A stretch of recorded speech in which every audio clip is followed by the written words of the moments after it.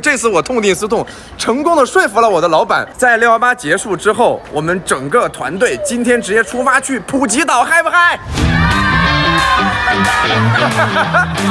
强行开起来，这只是我们团队的一部分。我们剩下的大部队从上海出发，但是关键是什么呢？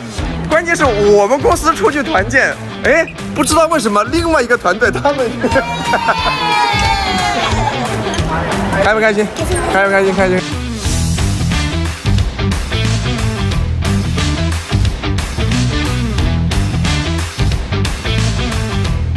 啊，我们的大巴来接我们啦！我已经很久没有这种旅游团的感觉了，好不好？大家期待这次的行程吗？期待！我们的口号是努力工作，拼命玩，好耶！哎呀，不用自己做攻略订酒店，好爽啊！哇，到头了！哇，看一下，哇，这今天下雨，这全是湿的。看一下，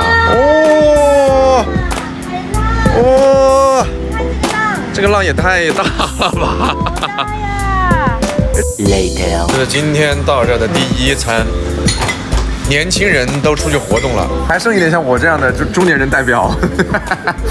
来，难得的夏天。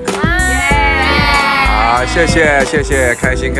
我为什么要谢谢？来敬一下我们远在国内的老板。好。第二天上午，130斤多一点点，他穿的是。哦天哪，我的妈呀！这出来不是普吉岛吗？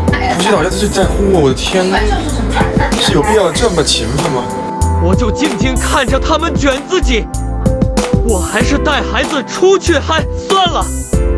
超大的浪，这你敢下吗？我又不下海，不敢下吧？冷吧？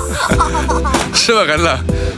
我给你看你现在样子，就你这个眼镜呢，我整个人看你都是这样的，我感觉你全程都在这个样子，很像鱼，很像一个比目鱼。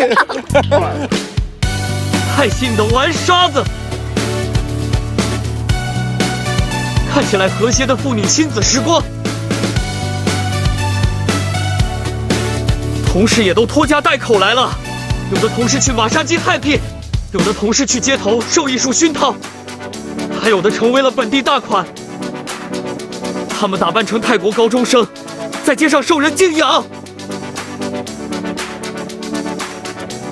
捕捉到了几位仙女姐姐，哇，这真的是，我就从来度假，这还可以。你们今天不出去吗？